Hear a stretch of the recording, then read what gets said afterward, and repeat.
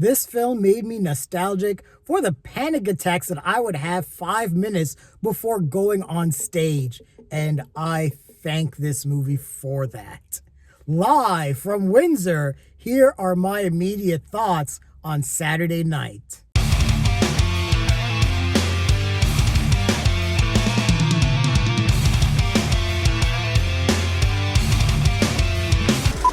Hey everyone, this is Lenny here.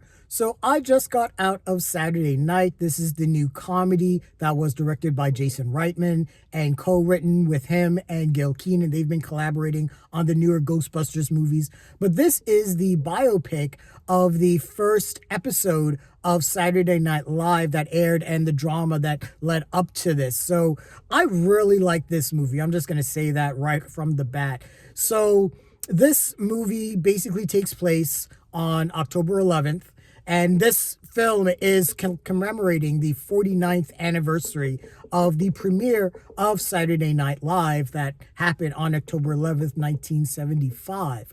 So what's happening? We have Lorne Michaels, who's the producer. He's played by Gabriel LaBelle. He was in The Fabelmans that Steven Spielberg directed. And yeah, he plays Lorne Michaels, and he's the producer. He is running around, going crazy, trying to make sure everything is up and ready for, going on air in 90 minutes. And this movie is done in real time. This movie starts at 10 and just basically goes until 11:30. And so every minute that happens in this movie is a minute in real time. And I love movies that do that, that can accomplish that. Rope, for example, is probably one of the best examples that Alfred Hitchcock did. Snake Eyes, that Brian De Palma did, is also another great example of a movie that does, its plot in real time. So basically, Lorne Michaels is running around struggling to get everything ready for the first episode of Saturday Night Live. He is, trying to get John Belushi to sign a contract. He's having, issues with sound and light and tech. There's cast members there that don't even know why they're there. It's just chaos. And Jason Reitman does such a great job of capturing that chaos. And this is my own personal bias here as someone that's a theater geek and that's directed shows in the past. I really understood what was happening here. So Saturday Night Live, when it first premiered, was this show. It was a sketch comedy. It was just full of unknown actors. Some of them were comedians, some of them not. Jane Curtin, for example, was more known for her comedy. Garrett Morris was, a Juilliard-trained opera singer. We have all of these talents coming together, but no one really knows what's going on. There's this big board that has all of these different sketches and the comedic acts. George Carlin is there. He's going to host, but he's losing his mind because he doesn't know what's going on. Jim Henson is there. There's supposed to be a Muppet sketch, but he hasn't gotten any pages for his sketch at the same time. He's sort of a little concerned with how his Muppets are being treated by the cast members because they're all absolutely insane.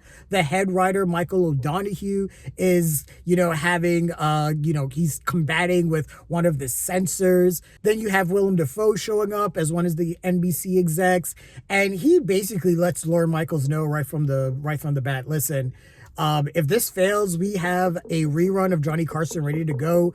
This is really just a contract dispute. That's why we're really giving you this airtime.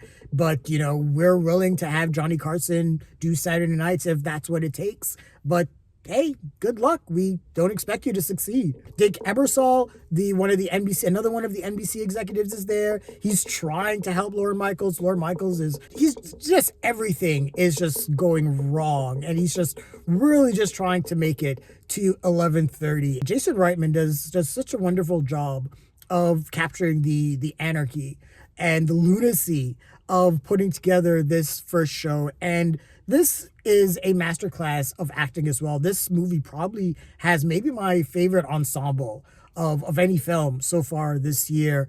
And so many great performances, not just Gabriel LaBelle as Lorne Michaels, but Cory Michael Smith. He was the Riddler in Gotham, but he plays Chevy Chase here. He was fantastic and captures that Chevy Chase's dry wit and quick one-liners. He's really good at that. There's a little bit where I was watching and I was like, if they ever did a Christopher Reeve like biopic, he could probably pull it off. He has the look, he has the height. I think he could do it. But he was really great in this. Dylan O'Brien as Dan Aykroyd.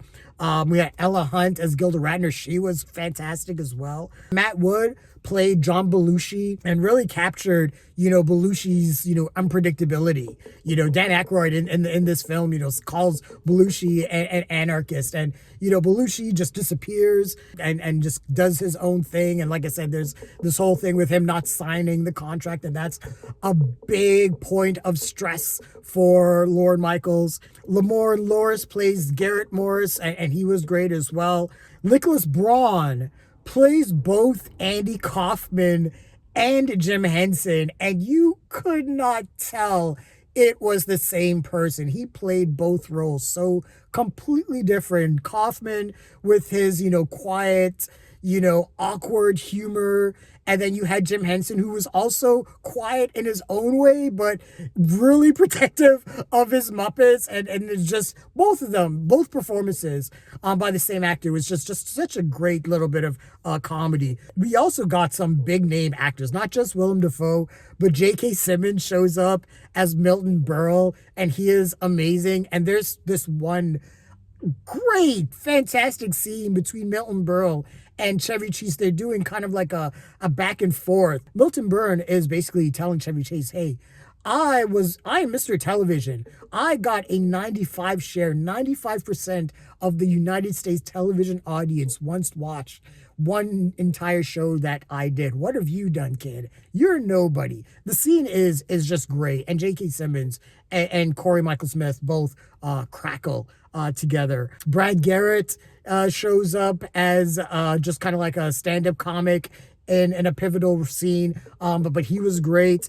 Matthew Rhys is George Carlin, and George Carlin is fantastic. And this is actually a really funny scene with Carlin and cocaine and Dan Aykroyd. And Dan Aykroyd also seems to be the cocaine or the drug expert around here. But there are other named talents that are I can't remember who it is, but Al Franken makes an appearance. Billy Crystal, whoever plays Billy Crystal makes an appearance, and all of the actors. None of these performances were impressions. You really felt like that each actor captured the essence of who they were playing. Kim Matula really captured Jane Curtin.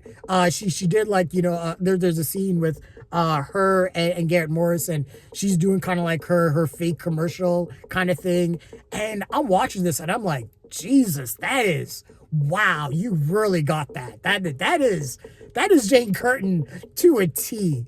And it's funny because, I'm 45, so I grew up watching Saturday Night Live when, it was in its heyday. It's not that the quality isn't as great as it was, but those early years, I watched it in the 80s when Eddie Murphy was one of the big names. That show just broke so many barriers and did so many things in terms of, pushing the envelope of what television could do and what comedy could do and what live television could do as well, because Saturday Night Live was just such a unique monster when it premiered.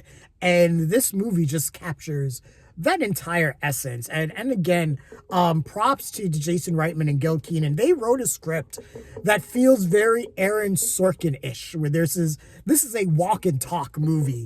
A lot of steady cam shots following around all of our actors, as they move around, and we kind of go through, the sets and the wardrobe and makeup and the lighting and the sets, and we go see all the backstage elements of the show and the production, and it's so well done, and it just captures just the chaos of putting a show together. And as someone again that's done this on his own and has put on, shows on stage and everything like that, I really understood, and it was one of those things where I was rooting for this show to happen. Even though I know that the outcome, everyone knows that obviously Saturday Night Live is a juggernaut of pop culture. It's 49 years old. It's going to be 50 next year. So, but the way that Jason Reitman constructed the movie, it was still sort of like this taut, tight thriller where you're like, what's going to happen? There's this ticking clock. You don't know, is there, are they going to make it on air? Are they going to make it on time? There's a scene where a lighting rig falls almost on Belushi and Gilda Radner and almost kills them. It sets the couch on fire.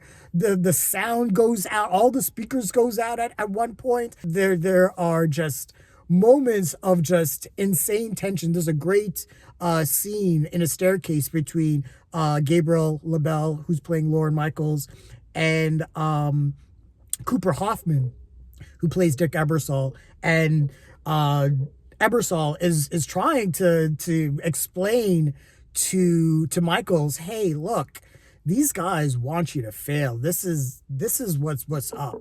And it's just a great scene, but you feel the tension there. And the one thing too that really puts this movie to another level is the score by John Baptiste, and he also plays Billy Preston, who did all the music for Saturday Night Live when the show first aired and everything like that. And John Baptiste's score is tremendous and might actually be my favorite score of the year. It's just this crazy, improvisational, jazzy, bluesy, it captures every scene and it plays with the mood of every scene. So if it's a moment where Lorne Michaels and Rosie Schuster are together, and Rosie Schuster was played by Rachel Sennott. Rosie Schuster was another one of the creators of Saturday Night Live. If it's a romantic scene between them, the music plays a certain way, or if it's a scene that has a lot of tension and like, for example, there's a big scene between Chevy Chase and John Belushi. The drums get in really heavy when things are going crazy, and we're following Lorne Michaels throughout the set and throughout the NBC building. You can feel this the jazzy notes just kind of build, and it plays just with every scene. Every piece of music just fits, and it feels like it's all brand new. Nothing seems to repeat itself. It doesn't seem like that there's like a theme, and it's just the music is just wild and crazy, and I just loved it so much. It just fit with the tone of this movie. But this was just a fun time. This movie was funny as hell. This is one of the funniest movies of the year. There's a lot of like comedy that happens that just wouldn't happen today. A lot of like sexualized kind of stuff. It is funny, especially when you think about it in context of that era. Especially when you're thinking about the female actors that were on Saturday Night Live, and they were breaking a lot of barriers, and they were kind of doing a lot of like role reversals as well in terms of some of the roles that they were playing. And this movie also captured some of the more iconic Saturday Night Live sketch, the earlier ones, like the Wolverine sketch. This is the very first sketch of Saturday Night Live. They did also a play on Andy Kaufman's Mighty Mouse riff. That was a lot of fun. They did a couple things with Weekend Update. There's just so much going on in this movie. I feel like I want to go back and watch it because there's so much happening that it feels like that there are things that could be missed. I'm sure that Jason Reitman threw a bunch of stuff in the background, and because like I said, this movie was just pure, beautiful chaos, and I loved it. This is one of my favorite movies of the year, and I'm going to admit that there is going to be a personal bias attached to this, just because, again, with me being a theater geek and knowing how much work it takes to put on a live show, and all the drama that goes with it. I did a show, I did the full Monty. I rehearsed so hard that both of my knees just went crazy and they were completely swollen. It was like I just was not going to be able to do any of the dance numbers or anything. But you know what? Fuck it. It's opening night. The show must go on. You do it. You suffer for your art. And when I did that performance and everything was done, one of my friends who is a doctor, he took me to the hospital and he tried to drain fluid from my knees. He wasn't able to. It kind of sucked. It hurt a lot. But you know what? Like I said, man, fuck it. You go on, and I didn't miss any performances. So when you are putting on a show and you are really dedicated and you are really passionate about it, nothing is going to stop you. And that was really the big through line and the big theme. And this movie also hangs on the back of Gabriel LaBelle's performance as Lord Michaels, because we basically follow him, I would say 95% of the time. And sometimes you'll see the camera move off to another point of view just to show a little bit of context, whether it's something going on in wardrobe or something going on in sound and lighting, or but 95% of the time, Gabriel LaBelle is the one that we see. And if his performance failed, this movie would fall flat in his face. So this was a great performance from him. I hope that he gets recognized for it, because I really think that he really held this movie together on his back. He worked so well with everyone else. And this was also something with Jason Reitman. He's such a great director with his actors and just pulled great performances out of all of them. My God, I love this movie so much. Yeah, if I'm going to give this a rating, this is a prestige. This is one of my favorite movies of the year. And like I said, I carry a bias with that. I'm not going to lie. But if you are a fan of Saturday Night Live, especially if you're nostalgic for the early years, there's a lot that you're going to love about this movie. This, like I said, it just captures that crazy energy of those original years. It captures that infectious energy of performing live. You know, just it captures, just everything that can go wrong, and yet still having that perseverance of saying, you know what, we gotta go live. The audience is expecting a big show. We got to perform for them. So let's do it. Let's go. But yeah, this movie was wild. It was crazy. I loved it. Definitely see it. I highly, highly recommend it. But those were my immediate thoughts and feelings on Saturday Night. What did you guys think of the movie? Share your thoughts. Leave your comments. Like the video. Subscribe to the channel. And don't forget to hit that bell icon so you can get notifications as well. Thanks a lot, everyone. Take care.